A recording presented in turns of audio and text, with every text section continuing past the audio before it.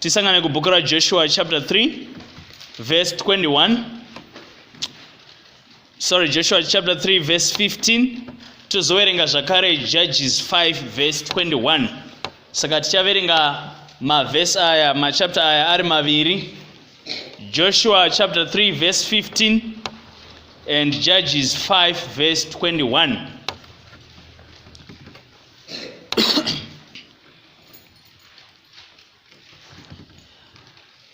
Joshua 3 verse 15. Zvino vakanga vakatakura areka vakati vachisvika paJorodhani, netsoka dzavaprista vakanga vakatakura areka dzichinyikwa pamucheto wemvura, nekuti Jorodhani rinofashamira nhivi dzarwo dzose nguva yose yokukohwa. Ngativerengei Judges, Vatongi chapter 5. Vatongi chapter 5 verse 21. Rwizi Kishoni rwakavakukura, irwo rwizi rwekare, rwizi Kishoni. Mweya wangu upfuura nesimba. Mwari varopafadze kuverenga shoko rawo nekuti idzvene. Ameni. Now, ndinowanzofarira kudzidzisa kana kuti kuparidza kubva kubhuku kuOld Testament. Inondiitira zvakanaka nekuda kwekuti yakazara chiprofita chezvakadudzirwa kuNew Testament. Yakazara dzidziso inokwanisa kutibatsira mukati mezuva ranhasi. PaJoshua chapter 3 tinoona panapa vana veIsraeri vachibva kuEgypt tosvika pavanosvika panofira Moses. Asi Moses usati afa unosiya apa basa mumaoko aJoshua. Joshua oudzwa kuti simba utsunge mwoyo. Handi ndizvo nai? Simba utsunge mwoyo, vanhu vayambuke Jordan, mutore Jericho nenyika yeCanaan. Now, pachapter 3 yatawerenga tiri kuona pano vana veIsrael vakuyambuka Jordan river kuti vaende kunoita possess the land. Asi vasati vayambuka rwizi urwu, Joshua anotuma 2 spies kuenda kunosora kana kuti kunoita spy nyika yeCanaan. Pavakayambuka rwizi urwu rwanga rusina kuzara, vakadzoka rwizi rwanga rusina kuzara. Asi pavakanga vakuda kuyambuka vapamwe chete kuti vachinotora nyika iyi, rwizi rwakazara. Shoko redu roti emphasis iripo kune vane maBhayibheri eshona akafanana nerangu, mazwi aya akaiswa in brackets. Emphasis kuti hanzi nokuti Jorodhani rinofashamira nhivi dzarwo dzose nguva yose yokukohwa. Mapanzwa apo? Pabatisisei tichapataura, tichapatsanangura pamberi. Rwizi Jorodhani rwaimbotangira kupi? Rwizi Jorodhani rwaitangira kumakomo. Makomo maviri ainzi Mount Lebanon negomo rainzi Hermon. Makomo maviri aya mukaverenga Deuteronomy chapter 3 verse 8 tinoudzwa pamusoro pemakomo aya kuti akanga akamira sei, but aive makomo aiita snow kana kuti chando. So chando ichi ndo chakanga chichitanga rwizi rweJorodhani. Rwaizara, hanzi yaitove tsika yerwizi urwu kuzara munguva yekudi yekukohwa. Asi seiko Mwari wakasarudza kuti vana veIsraeri vaende kundotora nyika yeCanaan munguva yekuzara kwerwizi, munguva yekukohwa? Totarisa Judges 5 yataverenga. Pane nyaya yemurume wainzi Barak nemukadzi ainzi Debora. Vakanga vachirwisana nemambo wainzi Sisera, akanga aine ngoro dzaityisa, akanga aine hondo dzaityisa. Asi zvakare panotaurwa nyaya yerwizi futi ipapa. Zvinonzi izvo parwizi rwainzi Kidron ndo pakaitika zvese. Debora akaimba rwiyo akakuza mweya wake kuti famba mweya wangu tiyambuke rwizi Kidron. Saka Debora akakunda nekuda kwerwizi urwu. Mangwanani tinoda kuti tidzidze pamusoro perwizi. Ameni. Tinoda kuti tidzidze pamusoro perwizi. Musoro weshoko unoti rukova rwandirambidza. Rukova rwandirambidza. Vamwe mungada zvenyu kuiti march on, oh my soul. March on, oh my soul. Rukova runombotirambidza sei mukati meupenyu hwedu muzuva ranhasi? Runotizarira munguva yekukohwa. Joshua 3:15 pandati paya ngatipabatisisei. Hanzi rwizi rwakazara munguva yekukohwa. Joshua chapter 2 yotitaurireyo ichiti paakatuma vasori kana kuti maspies kuenda kundotarisa nyika yavaida, rwizi haruna kuzara. Pavakadzoka rwizi haruna kuzara. Asi pavakanga vakunzi naJoshua, ngatichiyambukei tiende kundotora nyika yatakapiwa naMwari, the promised land, rwizi rwakazara. Now, ndoda kuti chechi tinzwisise chinhu ichi mangwanani ano. Satani haana basa nekutendera maspies kuti aende. Satani haana kubatikana nechinhu ichi.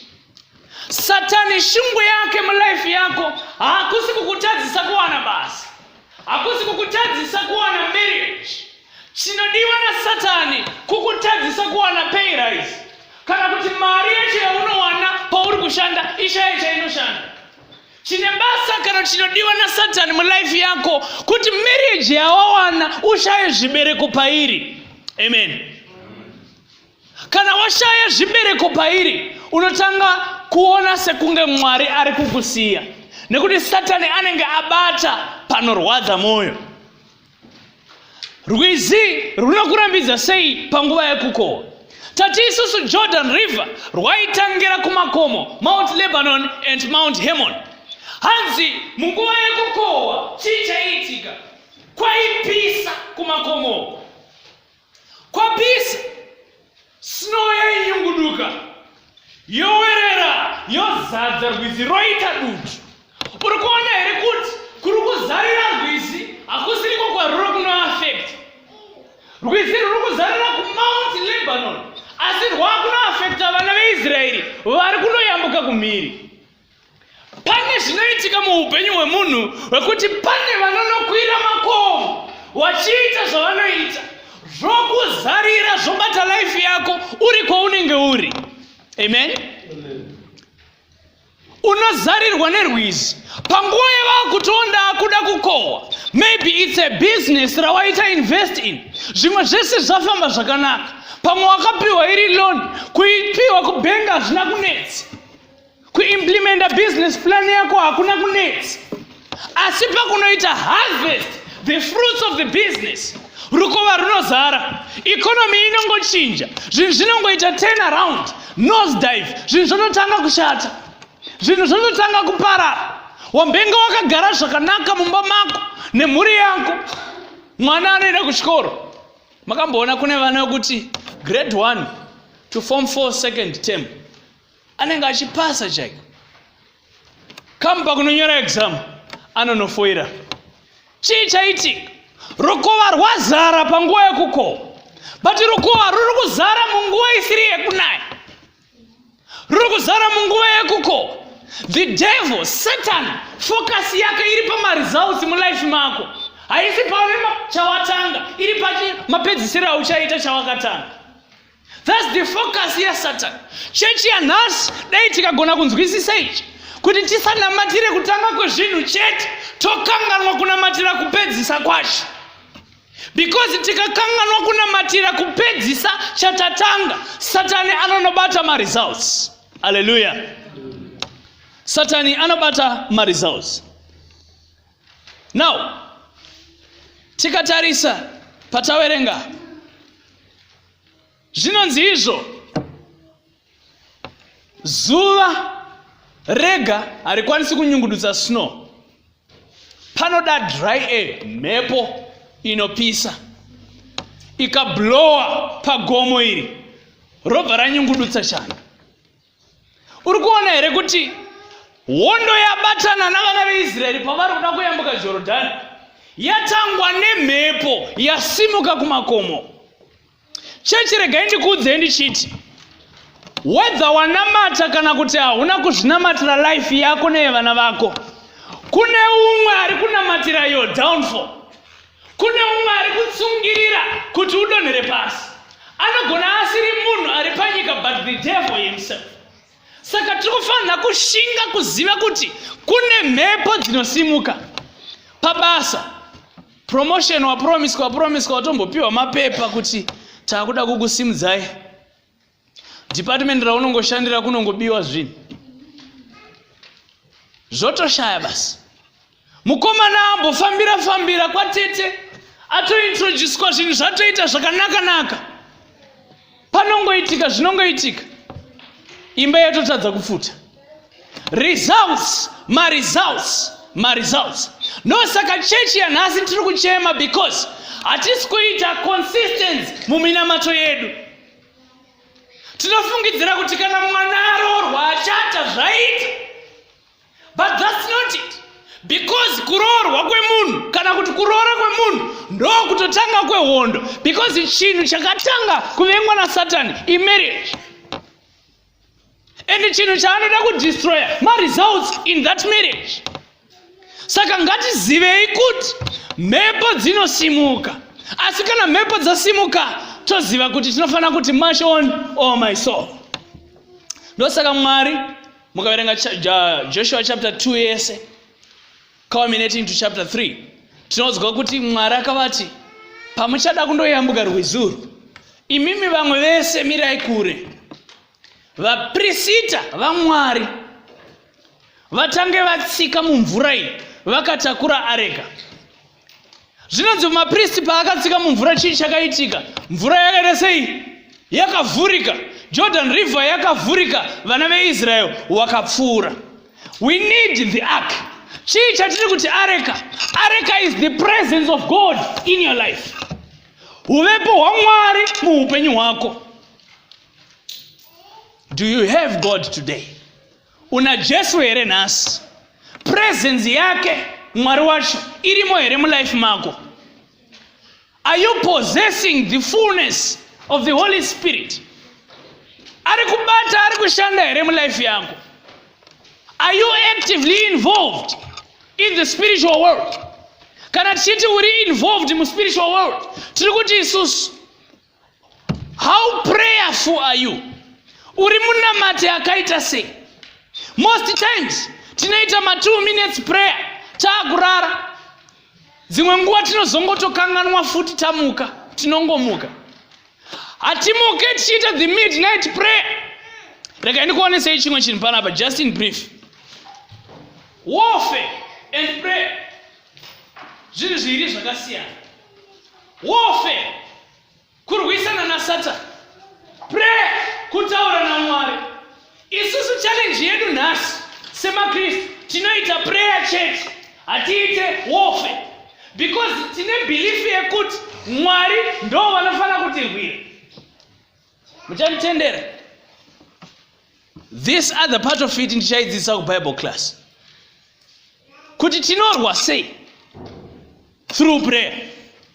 Because ndo pane dambudziko redu. We pray but we don't fight. Ndosaka ma-results yedu ari kubatwa. Rwizi Jordan zvarwaiita manje, rwaiti rukakukura munhu, kana zvarwakukura irwo pachizvarwa nhasi mukarutarisa pamepo, rwunonoperera muDead Sea. Zvese zvarwatora kumusoro uko, zvese zvainonzi muDead Sea ncho. Chii chaitika muDead Sea? Hamuna life. MuDead Sea hamuna life. Zvinhu zvese zvaipinda muDead Sea zvaifa. Vazhinji takakukurwa nemhepo naJorodhani, tiri muDead Sea right now. Zvinhu zvatinoda mulife yedu zvakafa. Isusu wacho bataita problem yekuaccepta kufa kwezvinhu, ndobva tatoti iri radambudziko rangu, vatatobvuma kugara naro for all these years. Vatatobvuma kuti yes, ndo zviripo, ndo zvandiri. Tiri kuDead Sea. But the good part of it is this. Mwari wedu watinonamata anogona. Amen. Mwari wedu watinonamata anotitendera kuti atipe umwe mukana zvakare. You can rise from the dead sea. Unokwanisa kubudiswa naMwari. Zvamboda kunaka asi nzizi dzerudzi dzinogona kukurambidza. Nzizi dzerudzi dzinogona kukurambidza. Wototadza kusvika ku promised land. Wototadza kunoita possess nyika ine uchi nemukaka. Pfungwa yechipiri. Saka tinofana kuita sei kuti kana rukowa rwada kutirambidza tikunde, tirwisane narwo tikunde. Tinofana kuprovoka the spirit of prayer in us. Tinofana kukuza mweya wekunamata matiri. The spirit of prayer should be provoked. Judges 5 verse 21 yataverenga. Bible rechirungu rinoti, Revised Standard Version, the torrent Kishon swept them away. The onrushing torrent, the torrent Kishon, march on, O my soul, with might. Ndoda kuti muone chimwe chinhu pano. Izwire kuti torrent kana kuti pari kunzi rwiza. Tarisai kana kumabhaibheri yenyu shona kuti wedre kuti rwizi rakadzokororwa kangani. Kushona hanzi rwizi Kishoni rwakava kukura. Irwo rwizi rwekare. Why the emphasis? Irwo rwizi rwekare. Rwizi Kishoni rwadzokororwa kangani? Katatu pa 1 verse. It means this rwizuru rwanga rwine history. Rwanga rwine nhoroondo yekuparadza. Rwatonzi hanzi rwakanga rwakutonzi rwizi rwekare. Zimwere kudharadhara. Rinotozikanwa mumhuri yekwenyu kuti vanatete havachemberere kuvarume. Runotozikanwa kumhuri yekwenyu kuti izvi kana iri nyaya yezvakati ndo zviri mufamily yedu. Rwizi rwekare. Wedre kuti Kishon runoreva a fighting mighty winding river. Rwizi runorwisa. Rwaitonzi it was an ancient river. Rwarwine nhoroondo yekuparadza. Pane zvimwe zvinhu zvatinokundikana mulife yedu zviri generational. Makamboona here kuti kana iri nyaya yebarika unogona kutoiteera mumagenerations. Sekuru vangu vavere madzimai matatu medzaniswa ndikubva naye. Sekuru mwana wavo achibva aitawo madzimai 4 kana kuti anoroora achiramba. Baba vavo mugeneration yana baba varimowo nazvo, touyawo kugeneration yauriwe zvirimowo futi. What's going on? Chii chiri kuitika? Rwizi rwekare itsika yekare iri kuteera bloodline, iri kuteera ropa redzinza. Itsika yekare iri kutadzisa vana ava kuroorwa. Munomboziva here kuti kune vamwe vabereki vari so good kudzidzisa vana vavo tsika. Vanouya nevana vavo kuchechi vanovadzidzisa tsika, asi vana ivavo havasi kuroorwa kana kuti havasi kuroora. Mochitarisa vasingatomboende kuchechi ndo vanotoroorwa motozwa vakuridzirwa mabhero emichato. Venyu varipo netsika dzavo idzodzo. Chii? Pane rwatiri kuti rwizi Kishoni. Pane kukuzwa kwemweya kuri kufana kuitwa newewewe. Pane kurwisa kwaunofana kuita kudimbura imwe tsika iri mulife kana kuti murudzi. Hanzi mhepo yaita kuti rwizi Kishoni rwimuke chibhebenenga. Mukarangara nyaya yerwizi zvinonzi Jesu akarara mubhoti aine vadzidzi vake vachiyambuka kuenda. Wapakati chii chakaitika? Hanzi kwakauya chii? Mhepo ikazunguza bhoti rikada kudii? Kunyura. Vanapita vakati Ishe mukaita kuparara. Handizvo? Vakapinda mugungwa rwakanyarara asi dutu rakasimuka vaamugungwa. Certain times haana basa nekuona mwana wenyu achikura. anoziva paari kunomubatira, anoziva panonomubatira. Pamwe pacho haana basa nezvauri kuita right now, haana basa nekuuya kwako kuchechi, anoziva panokubatira paprayer life yako, upenyu hwako hwekunamata, hwemabvi nekutsanya. Handingada hangu kubvunza muno kuti how many of us vakambotsanyawo, because handisi teacher anofanira kuziva izvozvo naika. But evaluate yourself. Zvinjere 2 Corinthians 13 verse 5. Paul anoti examine yourself. Zvinjere uone kuti uri pakutenda chaiko chaiko here. Chatiri kuti faith in the Lord, it also involves the battling, kurwisa. Rwizi runotikukura hama. Ipapapa pane umwari utoti mufundisi dai shoko iri makandipa kudhara, ndine zvinhu zvakakukurwa mulife yangu, dai ndakanzwa shoko iri kare. Kune umwe atori in a storm right now, anogona ari muno, haasi kuziva kutoita sei. Problem yatinayo makristu ndeyekuti each time patinopinda in a storm tinochema. Hanzi there was a certain father, baba vaidriver, mwana wavo ndiyaidriver, baba vakagara parutivi. Pakauya a serious storm, mhepo, mvura, mist. Hanzi mamwe madrivers aita sei, aipaka kumaside kweroad. Baba vakati kune mwana wavo, ramba uchidriver. Mwana akati, baba hamusi kuona here dutu iro, zvikanzi ramba uchienda.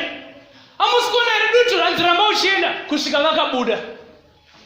Vabuda. Baba vakati, mwanangu, mudutu hamumirwe. Ukamira mudutu unopararira imomo. Chicheuka uone kwatabva. Motikari dzese dzakanga dzakamira dzakanga dzaparadzwa. Vazhinji tinomira mukati medutu. We stop. Panzvimbo yekuwedzera tinotodi, tinoderera. Panzvimbo yekurwisa tinotoneta. Because zvinonetesawo zvacho zvinenge zvichitouya, zvinenge zviripo. Saka Dhibhora akaziva unhu hwerwizi, akati Sisera wataakundosangana nayo achatimanikidza, otirwisa akatimanidzira parwizi Kishoni. But rwizi Kishoni tikada kuyambuka tichaparadzwa nemvura. Saka toita sei? Dhibhora akaimbira Mwari rwiyo, akakuza mweya wake kuti mweya wangu pfuura nesimba. Pane zvimwe zvinhu hama zvaakuda kuti unzwisise zvinoitika munyika dzemweya. Pane imwe hondo yaunayo mumba mako right now, murume wako anongopopota achingopopota. Tikabvisa mhepo iyi gentlemen. But the problem ndeyekuti hausi kuziva pataura murume wako nepazotaurawo Satani ari mumurume wako. Pese unongoreacta zvakafana. Dzidza kuziva language yaSatani pavana vako, pavanhu vaunoshanda navo, pamurume kana mudzimai wako. Dzidza kuziva paataura nepaagumira, nepataura mweya wagara maari. Unotorara wakafuta, une hasha. Nyamba wakatsamwira ako Satani. Munotorara makafuratirana. Makamboona kuti mukati memba pane imwe nyaya munonetserana yekuti munotomuka muchinyarana, so isina kana nebasa. Motomuka muchinyarana, hamusi kutotaudzana. Amen. Pandaiparidza kuMozambique, ndakaparidzira Mozambique for about 3 years.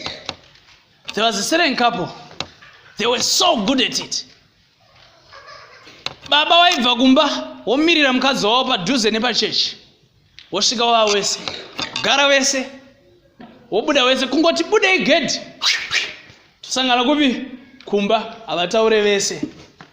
For 4 good months kusvika mudzimai wacho azokumbira rubatsiro. Handizvo here zvikuitika muupenyu hwedu? At times tine machallenges atiri kurera, iri mhepo itori mukati memba yatiri kurera. Zivai pakaperera madzitete, ngatizive pakaperera vana sekuru wedu. Tosvetutswa nekukuza mweya wedu padutu iroro. Pane imwe family inotozikanwa kunzi iyi zvebusiness haigone, handiti? Vanzi ava vangade kuedza vaimboedza zvetumastoro zvaingobhuroka. Chiko chinoitika. Ziva, it doesn't mean you should avoid kuita business. Ziva kuti iyi anyaya imwe. chikuza mweya wako ufudzwe uyambutswe miri naJehovha Mwari wedu. Usapedzere miseve kumakunguo. Rwazara sei iwe wakuda kukowa. Mangwana ano ndichisvika kunopedzisa. Ndoda kuti nhasi uite a new decision. Taurira Mwari kuti Mwari, renje rangu randafamba rakwana. Ndakuda kuyambuka Jordan. Ndakuda kuyambuka Jordan River. Wafamba renje rako zvakwana. Watambudzika zvakwana. Misodzi yawachemedzwa naSatani yakwana. At times you need to face him. Face to face. Declare war with him. Pana vakamboona a Christian movie inonzi War. There's a certain lady anodzidziswa to fight. Adzidziswa to fight. Makaona that part yaanoita yaanomira kutaura naMwari otanga kuadresa Satan. Makapaona. This is what I'm talking about. You should unafanya kuadresa your enemy. Taneta nema Kristo vanoramba vachipfuga vakuti Mwari ndirwirei, Mwari ndirwirei, Mwari akakupa pfuti kare. You have the gun full of bullets. You are faced with the enemy, but uruti Mwari chishutai. Ndozvatiri kuita maKristu muzora nasi. Nekuti hatisi kuziva kurwisana nemhepo dzatakatarisana nadzo. Dai Mwari wekudenga vatiitira zvakanaka. Tikuze mweya wedu muzora nasi. Ngatizivei marwiro atinofana kuita in the spirit. Taurira hondo dzakambokutadzisa kumashure kuti zvakwana. As we enter 2019, probably this is my last sermon mugore 2018 pana. But make a new year resolution. Yekuti mugore 2019 hauchangonyora chete zvinhu zvaunoda kuachieve, but waakuzvifaita in the spirit. Why? Because spiritual life or physical life is subservient to the spiritual life. Zvinhu zvese zvinoitika kunyika yepanyama zvatinoona nemaziso zviri kuitika mulife yako, maresults ezvinhu zviri kuitika kunyika yemweya. Kunyika yemweya ndokwauri kufanira kumira iwewe worwisa. Munhu wako wepamweya should be strong enough to sustain the battles in the spiritual realm kuti uwane maresults kuphysical life. Ephesians 6 verse 12 to 13. Tinoudzwa about hatirwi panyama nei, hatirwi seni nenyama asi nei nemweya. Dai Mwari wekudenga watibatsira. Mangwanani anoita pfuura mweya wangu pfuura. Kuza mweya wako. Kuza mweya wako, usarambire panzvimbo imwe chete. But battle, push hard, fast hard, pray hard.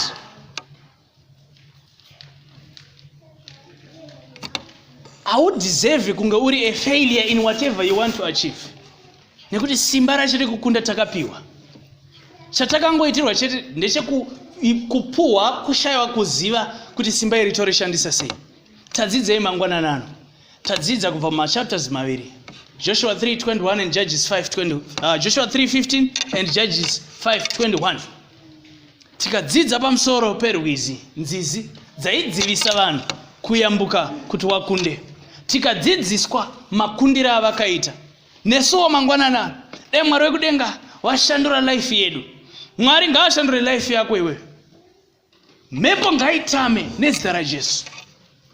Vana vanongorara vachivhumuka. Unotozoita Mwari wekubata so.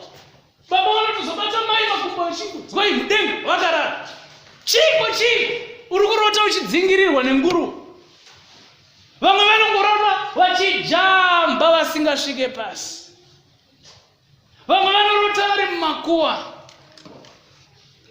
Vamwe ndo vanorota vari vasikana kana vakomana vari mukati mebonde nevanhu vavasingazive. Signs yotinyebera ichiti zviri normal. No, it's not normal. Zvinhu zvese izvi zvinoda kurwiswa pamweya. Tinorwisa tiri pamabvi. Taurira pfugama nhasi wasvika kumba, ita Mwari, inini hamuna kundidanira renje. Kana vana veIsraeri vakabudiswa nemurenje racho, kunyange vakafamba 40 years asi vakazosvika. Handizvo? Sei renje rako iwe risina mugumo? Sei desert rauri kufamba usingabude mariri? Waita problem yekuti kubva uchiroorwa nanhasi unayo, watozadza imba, waane dzimwe nguva navazukuru navakwasha, une problem imwe chete iyo. Haubude mudesert rako sei? Mwari wekudenga ngavatiitire zvakanaka, tigone kukunda, tiyambukire kumhiri, tigone kuziva kuti kudzikama, this is my last statement, kudzikama kwakanaka, asi usadzikame pamweya. Amen. Ukada kudzikama pamweya zvekunyara-nyara, kupopota nekupengereka kunyika yemweya, zvinhu zvako zvinoramba zvakamira zvisingafambe zvakanaka. Muimbisi achiya pamberi, ita decision nhasi yekusarudza kurwa pamweya, hondo dzako ugokunda. Mwari vatiropafadze muzita raJesu. Amen.